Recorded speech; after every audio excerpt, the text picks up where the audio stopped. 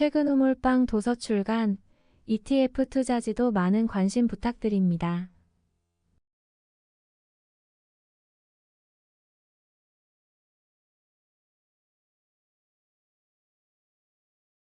안녕하세요. 퇴근 후 몰빵입니다. 이번 주까지 해서 대부분의 기업들이 1분기 실적 발표를 마쳤는데요. 실적이 눈에 띄게 증가한 기업들이 주가가 며칠 사이에 큰 폭의 상승을 나타내고 있어서 실적이 잘 나온 업체들을 눈여겨보다가 발견하게 된 기업 중 하나인 덕산 하이메탈이라는 기업을 소개를 하려고 합니다. 덕산 하이메탈은 덕산그룹의 계열사인데 지배 구조를 보시면 덕산 하이메탈이 상장 회사인 OLED 관련 업체로 알려져 있는 덕산 네오룩스를 지배하고 있고, 그 외에 덕산 에테르시티, 덕산 랩코어스, DS 미얀마가 덕산 하이메탈 소속으로 분류가 됩니다.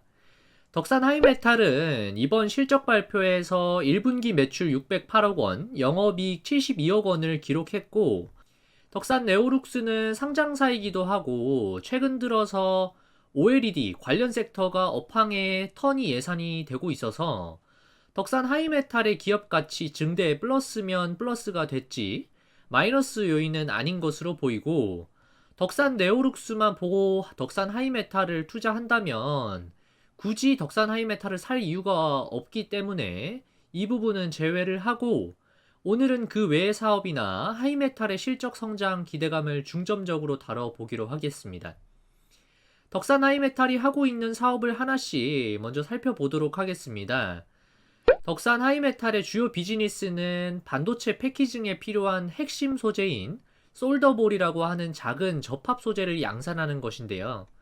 그림에서 보시면 솔더볼도 크기에 따라서 종류와 사용처가 조금씩 다른데요. 조금 큰 알맹이는 칩 본딩에 사용이 되는 것이고, 보다 작은 알갱이는 반도체 패키징 과정의 범핑에 사용이 되는 용도입니다. 그림을 보면서 설명을 드리면 조금 더 이해하기가 쉬우실 텐데, 이 그림에서 보시다시피 메인 기판과 인터포저를 접합시키는 역할을 하는 것이 큰 형태의 솔더볼 제품이고, 그 위로 칩을 접합하거나 FCBGA나 HBM을 위로 쌓아 올릴 때에는 마이크로 솔더볼이라고 하는 더 작은 형태의 미세한 제품이 사용이 됩니다.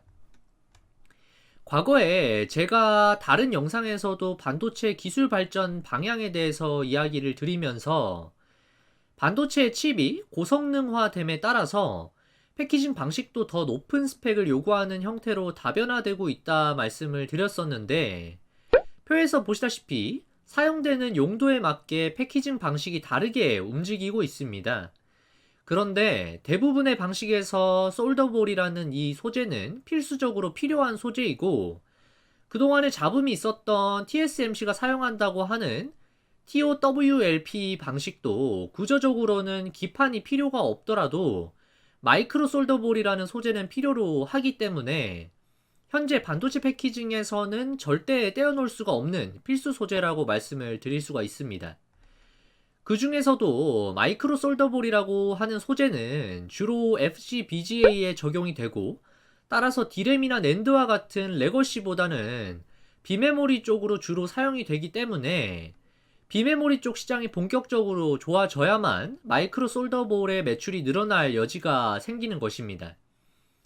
이 마이크로 솔더볼은 양산이 가능한 업체가 글로벌리 그렇게 많지 않은데, 덕산 하이메탈이 일본의 센주 메탈이라는 회사를 포함해서 일본 업체들이 독점하고 있는 이 마이크로 솔더볼 시장을 국산화에 성공을 했고, 지금은 글로벌 기준으로 점유율 1위를 차지하고 있는 것으로 확인이 되고 있습니다.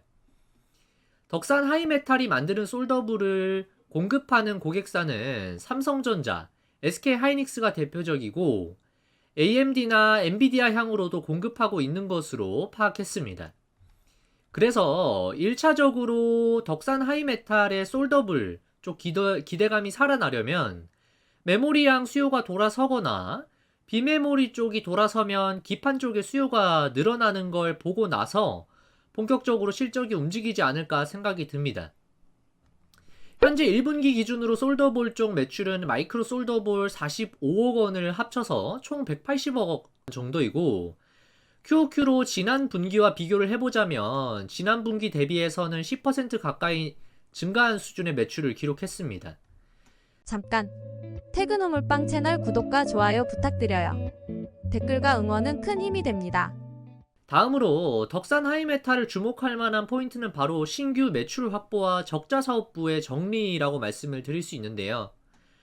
앞서서 말씀을 드렸다시피 덕산 하이메탈은 미얀마 법인을 지배를 하고 있는 구조이고, 이 미얀마 법인은 과거에 회사에서 전략적으로 썰도벌이라는 소재를 만드는 데 필요한 원재료인 주석 합금이라는 재료를 안정적으로 조달하기 위해서 미얀마에다가 설립한 법인인데, 최근까지 이 법인에서 적자를 기록하면서 실적을 계속해서 연결 기준으로는 까먹은 마이너스 요인이었습니다. 그런데 2022년도에도 160억 원 가까이 손실을 기록을 했고, 물론 이때는 주석 가격이 등락이 굉장히 심했던 것으로 확인이 되지만 23년 4분기에도 단기순 손실이 40억 원 적자를 기록했고, 올해 1분기에도 10억 가까이 적자를 기록했습니다. 다만 회사 측에서는 손상차손을 거의 다 인식을 했고, 이제 적자가 거의 회사의 연결 기준으로 영향을 미치지 않을 것으로 이야기를 하고 있는 상황입니다. 다음은 앞서서 신규 매출 확보라고 말씀을 드린 부분인 에테르시티와 관련된 부분인데요. 에테르시티는 덕산 하이메탈이 2023년 11월에 인수한 회사인데, 초대형 수소 용기를 제조하는 업체이고, 당시의 인수 비용은 총 3천억 원 수준이라서 덕산이 보유한 현금 1,200억 원 정도와 나머지 1,800억 정도는 인수금융을 통해서 외부로 조달을 받았던 것으로 파악이 됩니다. 그래서 부채 총계가 꽤 커져 있는 상황이고, 그럼에도 불구하고 자본 대비해서 부채 비율이 엄청나게 리스키한 수준만큼 올라온 것 같지는 않아 보입니다. 원래 덕산 하이메탈은 차입이 거의 없다시피 했던 기업이고, 이번에 에테르시티를 인수하면서 부채 비율이 80% 가까이 올라간 것으로 확인이 됩니다. 보통 통상적으로 인수금융을 쓴 경우에는 굉장히 높은 이자율을 적용을 받고, 이 경우도 7% 수준이라고 가정을 해본다면 연에 120억 원이 이자 비용으로 나가게 되는 부담이 발생합니다. 물론 회사에서도 그런 부분에 대해서 충분히 인지를 했을 것이고, 그럼에도 불구하고 회사의 신규 매출 확보에 중요한 매물이라고 판단을 했으니까 에테르시티를 전략적으로 인수를 결정을 했을 것으로 보입니다. 그래서 덕산 에테르시티라는 회사의 비즈니스에 대해서도 한번 살펴보면, 이 회사가 타겟하는 제품군은 다양한 사이즈의 고압 저장 용기가 있지만 그 중에서도 대형 고압 용기에 포커스를 두고 있습니다. 주로 반도체나 디스플레이 양산 공정에 필요한 기체들을 저장하고 이동하는 수단으로서 활용이 되는데요. 고객사의 현황표를 한번 보시면 가장 파이가 큰 분야가 특수가스 매출 비중 50% 수준으로 절반 정도를 차지를 하고 있는 분야인데, 고객사가 반도체 쪽 특수가스를 필요로 하는 워닝 머티리얼즈나 SK 스페셜티 같은 회사가 있습니다. 그래서 이들을 통해서 최종적으로는 삼성전자, SK 하이닉스, 삼성 디스플레이나 LG 디스플레이가 특수가스를 공급을 받을 때 이 에테르시티의 용기를 사용을 하는 것으로 파악이 되고 있고요. 그 밖에 매출의 40% 정도가 수소 쪽 산업군에서 발생하고 있습니다.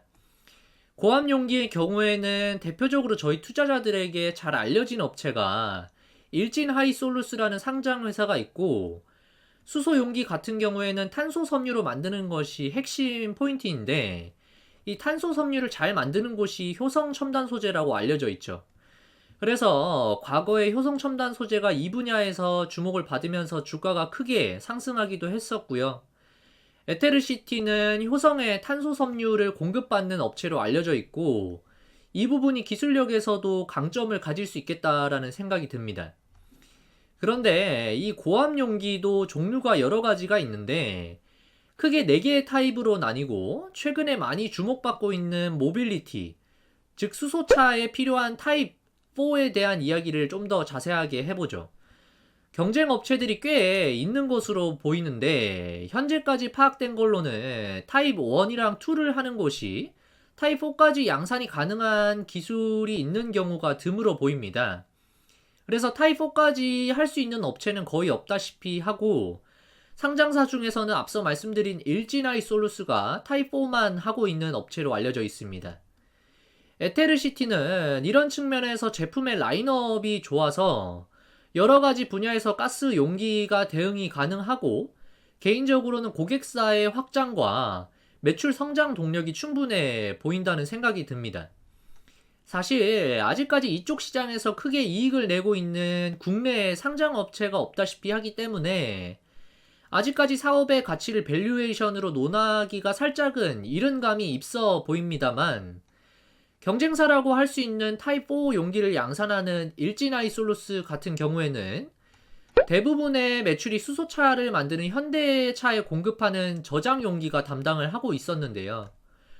과거에 현대차에서 넥소 출시 이후에 본격적으로 상용화가 널리 이루어지지 않아서 매출 비중이 높은 분야가 전망이 좋지 않아지자 실적이 계속 하향 곡선을 그렸었죠.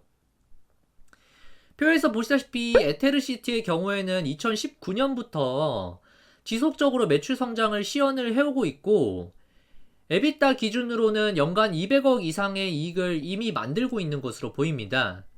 이는 특수가스 쪽 분야에서 꾸준히 캐시카우 역할을 해주고 있기 때문으로 보이고 올해 1분기에도 이익이 줄어들었으나 흑자를 유지해서 12억 정도 순이익이 발생한 것으로 집계가 되었습니다.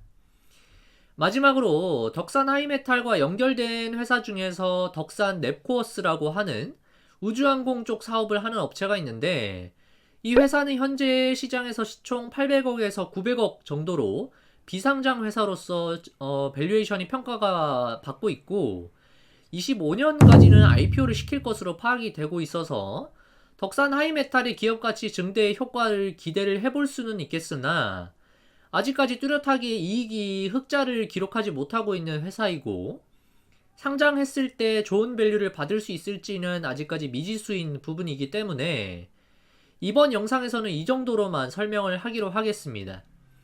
그래서 전체적으로 실적 성장이 얼마나 기대가 되는지를 마지막으로 한번 살펴보면 원래 23년까지는 계속 분기당 매출이 400억이 채 못했었는데 이번 1분기에 에테르시티를 인수한 효과가 반영이 되면서 매출 규모는 올해부터 늘어나면서 1분기부터 매출 600억 수준을 기록을 했고 이 정도 수준으로 연간으로 단순 환산을 해보자면 매출이 2,400억 가까이가 기대가 되는 상황입니다. 게다가 과거 2년 동안 적자 법인으로 인해서 비용이 많이 들어가서 영업이익이 계속 마이너스였다가 이번 1분기에 본격적으로 흑자로 돌아선 것으로 보이고 이후부터 계속 흑자 흐름을 유지를 해준다고 가정을 했을 때 연간으로 200억 이상 흑자를 기록하는 회사로 체질적으로는 굉장히 건전하게 바뀌는 셈인데요. 이 정도 논리만 가지고도 현재 시가총액 3천억 중반 수준은 그렇게 부담스러운 밸류에이션 수준이 아닌 것으로 보이는데 덕산 하이메탈이 본업에서 솔더볼 쪽에서 플러스 알파의 성장을 만들어낸다면 충분히 주가 업사이드는 있을 수 있겠다 싶은 개인적인 생각이 듭니다. 그래서 오늘 영상을 조금 정리를 해보자면 덕산 하이메탈의 솔더볼 제품은 비메모리 쪽이 돌아서면 수요가 더 늘어날 수 있는 타이밍으로 보이는데 지금도 충분히 HBM 쪽 수요가 늘어나고 있어서 메모리 쪽도 성장을 만들어내고 있는 상황인 것으로 보입니다. 게다가 기존에 비용을 많이 썼던 미얀마 법인의 적자가 없어지고 신규로 매출이 붙게 되는 에테르시티의 매출 증가가 본격적으로 실적에 온기 반영이 되는 첫 번째 해인 만큼 밸류에이션 상승이 나타날 수 있겠다라는 생각이 들어서 주가가 빠질 때마다 저가 매수를 전략적으로 생각해 볼 필요가 있는 기업이라는 생각이 듭니다. 오늘 제가 준비한 영상은 여기까지입니다.